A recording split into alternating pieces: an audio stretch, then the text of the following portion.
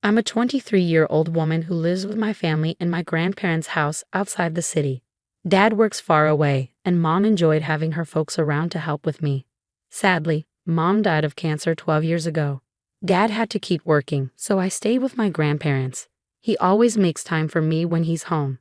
I miss Mom a lot, but overall, life's been okay. When Dad was home, he'd stay in their old room, or we'd go on trips together. Sadly, my grandparents passed away in the last few years. Mom was an only child, and so am I. Her life insurance went to Dad, who used it to fix up the house. They never made them pay rent. It's a bit messy, sorry. Anyway, I'm the only one in my grandma's will, so I got the money, the house, and Grandpa's truck. Dad started dating a few years after Mom died. He never brought anyone home until now. She's young and pretty, with 2 little kids. Dad talked to me about it and asked if they could move in. Since we have plenty of space, I said yes. It's been about 6 months, and now she's pregnant. Dad proposed to her, and I'm happy for him. He's a great dad. But he's not great at talking things out. My soon-to-be stepmom has started pressuring me to move out because they'll need my room for the baby. I think she wants her mom to move in and help out. Dad never mentioned that the house is actually mine, so when he came home last weekend, we had a serious talk. The stepkids have been staying in my grandparents' old room. I have my own room with a big closet and bathroom that Dad added, and he has another big room with a bathroom. She suggested I move to the city to finish school and offer me her apartment at a reduced rate. I waited for Dad to tell her the truth, but he didn't, so I did. I explained that the house is mine and I won't give up my room. I also mentioned that Dad has plenty of savings and could buy them a house, especially if they sold her apartment and used it for a down payment. Now she's upset with me for suggesting Dad use his retirement money. And she doesn't want to sell her apartment because she thinks the market will keep going up and wants to build equity. I made it clear that they should move out before the baby arrives. Am I being unreasonable? Well, tough luck. If you're going to be with a much younger woman, be prepared to support your future children and all that comes with it, instead of trying to save for retirement. It seems like his new partner might have thought he was older and richer, hoping to get more from him, but that idea fell apart when she realized he didn't own the house. It's pretty audacious to ask you to leave but then offer her old place at a discount. So no, OP, you're not in the wrong here. Wow, your dad's really chosen someone special. Even without knowing the house was yours, trying to kick you out to make room for her baby, probably without even talking to your dad first, is pretty thoughtless. It's also pretty unreasonable to expect him to buy a house but not be willing to sell her place to help out. And if he can't stand up to her about it, he's in for a tough time. But that's not your problem. Your dad's a grown-up who's responsible for his own choices. You didn't leave them with no options. She wanted a place without you, and now she can have it. Problem solved. They can make some compromises and find a good living situation. Your stepmom and dad are trying to push you out of your own home, where you've let them and the kids stay for free. It might be a good idea to talk to a lawyer soon. Getting rid of them legally might be tougher than you think. In many places, someone who's been staying with you can become a legal tenant, even if they haven't been paying rent. Story 2. I'm a 30-year-old woman with a young daughter named Lily. My brother James, 32, recently got married to Brittany, who's 26. Before they got together, I knew Brittany casually, but we weren't close. James and I, however, are really tight. When James proposed to Brittany and they started planning the wedding, they made it clear that Lily and I would be involved. They even said Lily would be a flower girl and I would be the maid of honor. But a few weeks before the wedding, Brittany came to talk to me. She said her family had concerns about having kids at the ceremony, so they decided to make it adults only. However, Lily was still invited to the reception. So I said something like, "Sure, it's your big day. I'll do whatever James wants." Then came the rehearsal. Everything was going smoothly until Brittany's 3 young nieces trotted in as junior bridesmaids. I was puzzled and a bit irritated, but I brushed it off.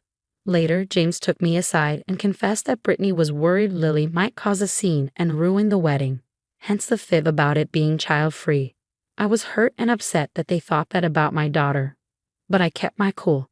I had already made arrangements for a friend to look after Lily during the ceremony and join us later for the reception. James acknowledged my feelings and disagreed with Lily not being invited. On the wedding day, Brittany asked why Lily wasn't there while we were getting ready. I explained she was with a friend and would join us later. Brittany insisted on calling to bring Lily for the photos, fearing people would wonder why she was missing, and it would reflect poorly on her. I told her she could call, but my friend was aware of the plan and wouldn't come until I asked her to. Brittany called James, hoping he'd persuade me to change my mind, but he understood the arrangement and didn't see any issue with it. She then asked what to say if people noticed Lily's absence in the photos. I suggested she explain that Lily wasn't invited due to concerns about tantrums. That didn't sit well with her, and she called me a name and accused me of being too sensitive. The rest of the wedding was uncomfortable, to say the least, with other drama going on within the party unrelated to our situation. James shared the wedding photos with our family group chats, and now extended family members are asking why Lily isn't in any of them. I've explained what happened, and while my mom supports me, my aunts and uncles think I overreacted. Do you think I'm the one at fault here? What a mess. But honestly, I don't think I am. Why should your daughter be in the pictures if she wasn't invited? But I'm curious, why is your family so worried about her having a tantrum? Is this something that happens often? No, tantrums aren't typical for her. It's really out of character. Originally, I was just a bridesmaid, but some drama led Brittany to make me the maid of honor. The bride and groom made it clear it was their decision who was invited. Lying to you about it was really unfair. They don't have an excuse there. They're trying to make it seem like kids were welcome when Lily was actually excluded. It's their big day, and that should be respected, but it doesn't mean using your daughter for photos or misleading the family about her being invited. Exactly, Brittany got what she wanted. Lily wasn't at the ceremony but was at the reception. Sometimes we need to be careful what we wish for. The photos tell the story perfectly, and when people ask, make sure to mention how Brittany lied about the wedding being child-free. Story 3. I'm a 25-year-old woman married to my 27-year-old husband, and I've been hearing nonstop about this from my in-laws. My husband has a younger sister, Alice, who's 22, and in my opinion, she can be quite difficult. Alice had some health issues as a child, but she managed to overcome them. However, her parents were extremely lenient with her, to the point where she couldn't be corrected without it turning into a big deal. She's lost several jobs because of this, and she doesn't have many friends. She always needs to be the center of attention. So on my other sister-in-law's birthday, their parents bought Alice a gift just to avoid her getting jealous. As for me, I'm an only child, and my best friend, Marie, is like a sister to me. We've been inseparable since 3rd grade, bonding instantly because we were both only children. We're fiercely protective of each other. When my husband and I decided to have a summer wedding, I was surprised to see Alice show up wearing a lacy white dress. I might have believed you if you said she ordered it from a wedding catalog. Between the ceremony and the main reception, there was a cocktail hour. I started getting annoyed because so many people kept asking me about Alice. They mistook her for my husband's ex instead of his sister. I could see that Marie was getting upset too. She walked over to my husband's family and gave them a piece of her mind. On her way back, she tripped and spilled her glass of red wine near Alice. Alice dashed to the bathroom, followed by my mother-in-law, while my father-in-law came over demanding that Marie leave. I refused, explaining that Marie is a lightweight and it was just an accident. My husband supported me, pointing out that Marie's slim build means she can't handle as much alcohol, but we promised to make sure she sobered up before the reception. At the reception, Alice looked stunning in a beautiful green dress, and Marie miraculously felt better. My in-laws haven't stopped talking about the incident, but I find it hard to feel guilty, even though I know it wasn't an accident. You're definitely not in the wrong, and your best friend is amazing. That's true friendship. Don't let your in-laws make you feel bad or guilty. They need to stop coddling Alice and move on from this childish behavior. Maybe it's time to have a frank conversation with them and tell them to grow up. It's great that your husband stood by you. Another approach could have been for him to talk to his sister directly and tell her she needs to change her behavior. I get why he might hesitate, but standing up to his family would show his wife that he's got her back and they're a team. He probably didn't want his wedding day to turn into a scene with his sister throwing a fit in front of everyone. Your in-laws might have enabled her behavior, and your friend was just trying to fix the white dress situation. It's common knowledge not to wear white to a wedding. And since Alice had a backup dress, what's the big deal? And if she ever finds someone to marry her, just wait for the chance to accidentally announce your pregnancy at her wedding. It seems like some people just can't stand to see others shine. My sister-in-law is quite the character. I once saw her shed tears because she didn't get a turkey leg at Thanksgiving dinner when she was just 20. Now, as I'm preparing for my own wedding in 3 months, I've sent out the invitations with clear instructions. Avoid wearing white, for obvious reasons, and stick to emerald green for the bridesmaids' dresses. I've also requested RSVPs by a certain date, as the reception dinner is quite pricey and I don't want to pay for no-shows. Other than that, guests can wear whatever they like. Kids and families are welcome, and I'm not too fussed about attire, except for those specific colors. Just to give you some background, my sister-in-law is my fiance's sister. While we're not super close, we have an okay relationship, we don't hate each other, and we get along fine. During my fiance's birthday bash, some friends and I got to talking about the wedding plans. They remarked on how laid back I seemed about the rules and how refreshing it was not to feel like they were walking on eggshells. I explained that I just wanted everyone to have a good time, so I didn't want to impose too many restrictions. Later, the girlfriend of one of my fiance's friends showed me the dress she was considering for our wedding and asked for my opinion on whether it was appropriate or did she steal the spotlight. It was a bold yellow number, but I genuinely liked it and encouraged her to wear it. I assured her that as the bride, it's not easy to outshine me, and even if someone did, it wouldn't bother me too much. I didn't mean any harm by it, but my sister-in-law took offense and called me pretentious. She was upset because she had strict rules at her own wedding, like no kids and a strict dress code, and we followed them without complaint. I never meant to upset her. I was simply explaining my own wedding plans and the reasoning behind them. But she accused me of subtly undermining her and called me a snake, insisting that if I had something to say, I should say it to her face. Then she stormed out with her husband.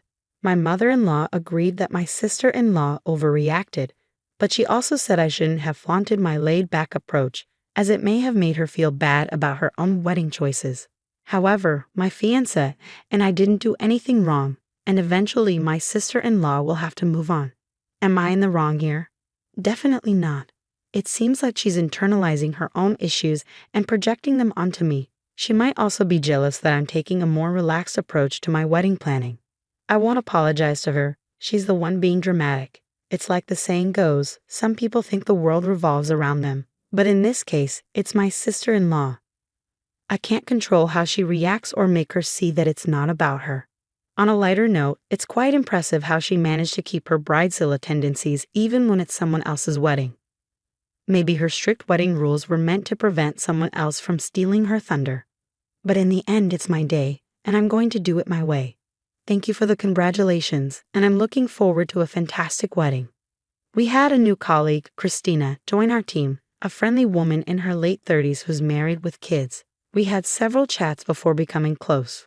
But one day, while she was sitting, her cleavage became more noticeable.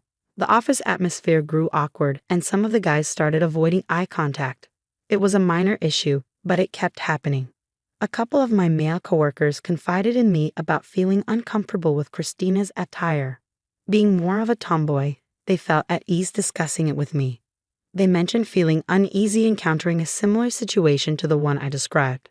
I couldn't help but notice that all of Christina's tops seemed designed to show cleavage. The next day, I casually mentioned to her how her cleavage was on display. She didn't respond, just nodded. So I decided to ask Christina if she intentionally chose clothes that accentuated her cleavage. She seemed offended and asked if there was a problem.